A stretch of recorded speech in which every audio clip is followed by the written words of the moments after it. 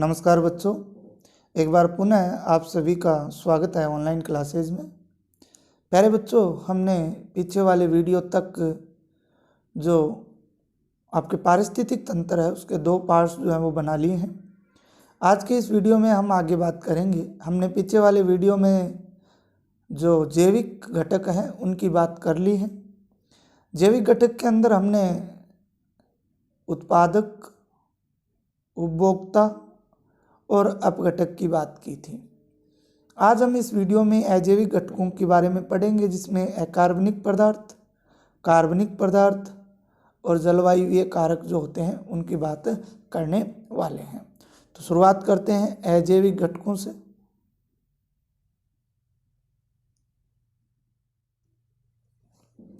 देखिए, अजैविक घटक की यदि बात करते हैं कि ये होते क्या हैं, तो प्यारे बच्चों, अजैविक घटक मैंने आपको कल भी बताया था। एबायोटिक जो कंपोनेंट्स होते हैं, अजैविक जो घटक होते हैं, अजैविक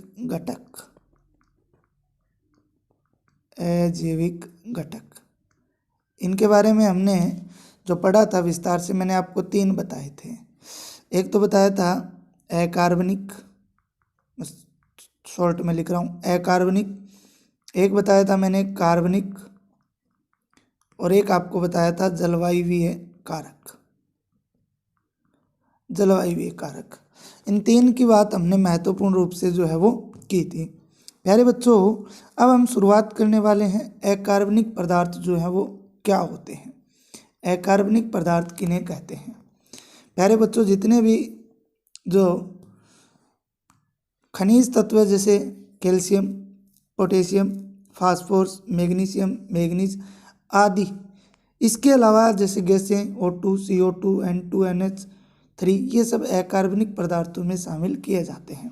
भाई खनिज तत्व, खनिज का मतलब जो मिट्टी से प्राप्त किए जाते हैं, और ये तत्व और कुछ गैसें जैसे oxygen, carbon dioxide, nitrogen, ammonia, ये कुछ गैसें जो हैं वो अकार्बनिक पदार्थों में आती हैं। भाई आदि लगा दिया तो इसके साथ और भी बहुत सारे हो सकते हैं। इसके बाद में बात करते हैं कार्बनिक पदार्थों की। ऑर्गेनिक कंपाउंड्स जो होते हैं वो क्या होते हैं, ऑर्गेनिक जो कंपाउंड या फिर कंपोनेंट्स या फिर मटेरियल जो हैं वो क्या होते हैं। इसमें कार्बनिक घटक होते हैं जैसे कार्बोहाइड्रेट, वसा, प्रोटीन। इनके अपघटन से उत्पन्न यूरिया, ह्यूमस आदि। यूरिया आप जानते हो, प्रथम रासायनिक पदार्थ जो प्रयोगशाला में तैयार किया गया था। ह्यूमस आपको पता ही है, मिट्टी के अंदर जिसमें खनिज तत्वों की मात्रा ज़्यादा होती है ह्यूमस बोलते हैं। इनके अलावा ATP, adenosine triphosphate, deoxyribose, nucleic अम्ल आदि, ये सब किस में आते हैं, ये आपके ऑर्गेनिक कंपोनेंट्स के अंदर आते हैं। तीसरा बात करते हैं जलवायुवीय कारक। प्यारे बच्चों, जलवायुवीय कारक की यदि बात करते हैं तो तापमान है, वर्षा है, आर्द्रता, वायु, वायुमंडलीय दाब ATM, वायुमंडलीय दाब, प्रकाश, सौर ऊर्जा आदि भौतिक कारक शामिल किए जाते हैं। तो जलवायुवीय कारकों के अंदर ये जो है भौतिक कारक जो है वो क्या किए जाते हैं, शामिल किए जाते हैं। ये भौतिक कारक क्या किए जाते हैं, शामिल किए जाते हैं। प्यारे बच्चों, अब बात करेंगे, क्योंकि हमने अब तक जो बात की है उसमें हमने एक बार फिर से देख लो। हमने एक तो जैविक कारक, एक तो जैविक घटक और दूसरी तरफ हमने अजैविक घटक थी, उनकी बात कर ली है विस्तार से, उदाहरण सहित हमने बात कर ली है। यहाँ पे हमने उत्पादक पढ़ा था, उपभोक्ता पढ़ा था और अपघटक पढ़े थे। इसमें 2 प्रकार के, इसमें 3 प्रकार के पढ़े थे और अपघटक पढ़े थे।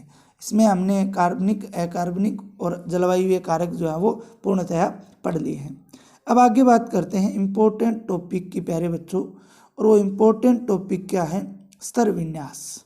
यह आपके परीक्षा की दृष्टि से बहुत महत्वपूर्ण प्रश्न बनता है कि स्तर विन्यास से आप क्या समझते हो।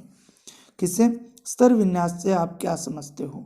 विभिन्न स्तरों पर विभिन्न प्रजातियों के ऊर्ध्वाधर वितरण को स्तर विन्यास कहते हैं। प्यारे बच्चों, एक तो होता है क्षैतिज वितरण, एक होता है प्यारे बच्चों ऊर्ध्वाधर। दोनों की बात करते हैं तो क्षैतिज तो होता है ये इस प्रकार से लेटी हुई रेखा, और खड़ी रेखा जो होती है वो क्या होती है? ऊर्ध्वाधर होती है। तो विभिन्न स्तरों पर विभिन्न प्रजातियों को ऊर्ध्वाधर वितरण को ही हम स्तर विन्यास कहते हैं।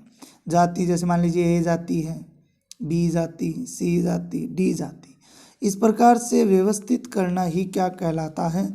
स्तर विन्यास जो है वो कहलाता है। क्या कहलाता है प्यारे बच्चों? स्तर विन्यास कहलाता है।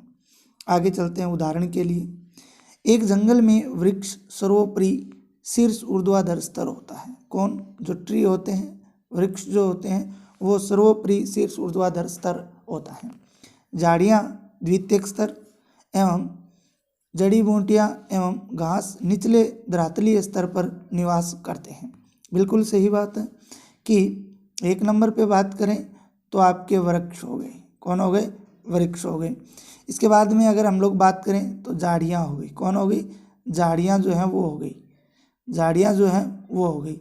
इसके बाद में एकदम निचले स्तर पे बात करें तो कौन हो गया? घास हो गया। कौन हो गया? घास। तो हम वृक्ष को तो रखेंगे ऊपर ही ऊपर। इसके बाद में यदि बात करें तो हम लोग इसके मध्य में झाड़ियाँ रखेंगे। क्या रखेंगे? झाड़ियाँ रखेंगे। और सबसे निचले स्तर की यदि बात करें तो वो घास को रखेंगे। तो प्यारे बच्चों, इस प्रकार से एक क्या बन जाता है? एक स्तर बन जाता है। इसी को हम लोग स्तर विन्यास नाम देते हैं। इसी को ही हम लोग क्या नाम देते हैं? स्तर विन्यास जो है वो नाम देते हैं। आगे चलते हैं प्यारे बच्चों, अगले पॉइंट पे चलते हैं। तो आप लोगों को स्तर विन्यास की परिभाषा अच्छी तरह से समझ में आ गई होगी। अब बात करते हैं, क्योंकि हमारा जो मुख्य टॉपिक था वो था structure and function of ecosystem.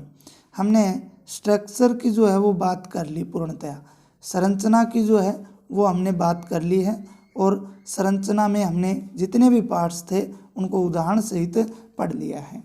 अब प्यारे बच्चों, हम लोग बात करेंगे पारिस्थितिक तंत्र के कार्य जो होते हैं उनकी बात करेंगे। फंक्शंस की जो है वो बात करने वाले हैं।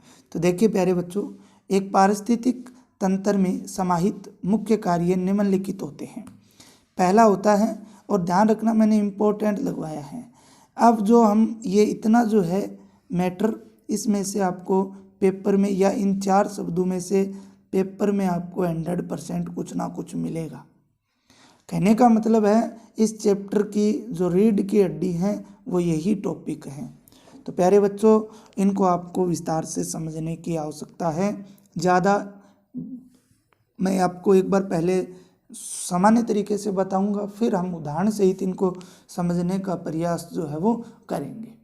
प्यारे बच्चों देखो, बात करते हैं कौन कौन से होते हैं मुख्य कार्य। उत्पादकता का कहने का मतलब जो पेड़ पौधे होते हैं वो कैसे निर्मित होते हैं और उनसे किस प्रकार से जो ऊर्जा या भोजन जो है, उनसे भोजन बोल सकते हैं हम लोग, किस प्रकार से भोजन तैयार किया जाता है।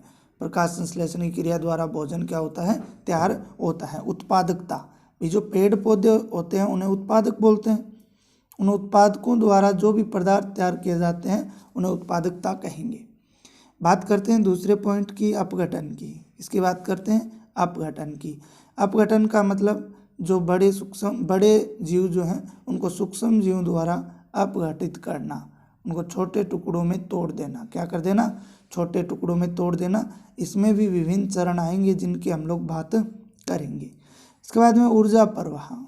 प्यारे बच्चों, किस प्रकार से जो खाद्य श्रृंखला आएगी आपके आगे, आप लोगों का पढ़ा हुआ है तो आप लोग समझ रहे हो इस बात को। खाद्य श्रृंखला, ठीक है ना, फूड चेन बोल सकते हो। खाद्य श्रृंखला आएगी प्यारे बच्चों, तो उसमें हम देखेंगे कि एक स्तर से दूसरे स्तर में जो ऊर्जा प्रवाहित होती है वो किस प्रकार से होती है, ठीक है ना।